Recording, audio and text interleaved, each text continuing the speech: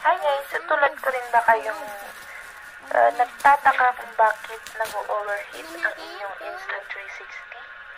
So may share ako sa inyong napaka-effective na tricks para maiwasan natin ang pag-overheat ng ating Insta360 or any action camera. So ayun na nga, hindi ko napapahabain pa, okay? So, kung may mga device kayo na action camera na nasa 4K to 5K ang kanyang resolution, dapat din na malaki ang storage ng inyong camera. Kasi once na maliit lang yung storage niya, sabihin na natin nasa 64, ganon, or nasa 32, ganon yung inyong mga memory card. Mahihirapan yung memory card na mag-convert or mag-save sa inyong memory card. That's why nag-overheat yung ating device. So yun nga yung na-prove ko noong kabibili ko, kasi may kasama siyang memory card na 32 GB only.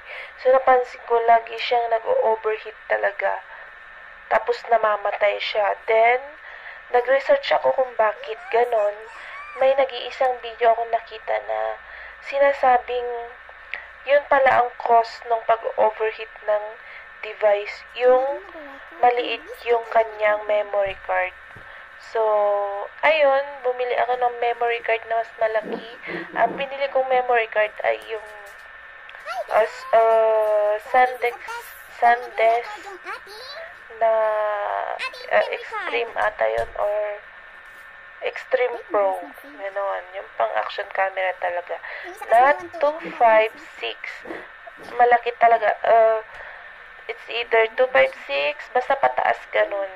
So, mula nung pinalitan ko yung memory card niya ng mataas na memory card, hindi na siya nag-overheat at namamatay.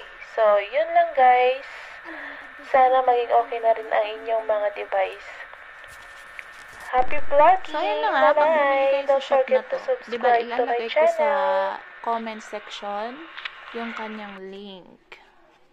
So, dito sa box, pag sakaling nagka-problema pagdating ng panahon, meron siya ditong software. Ayan.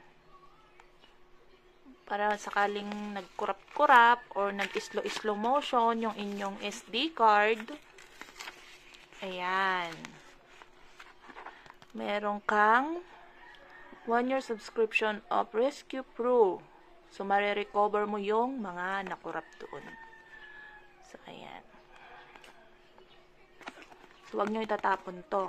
Yung iba kasi parang ako lang. Tinatapon ko kaagad, no? Ayan. 1 year. Free download. Rescue Pro Deluxe.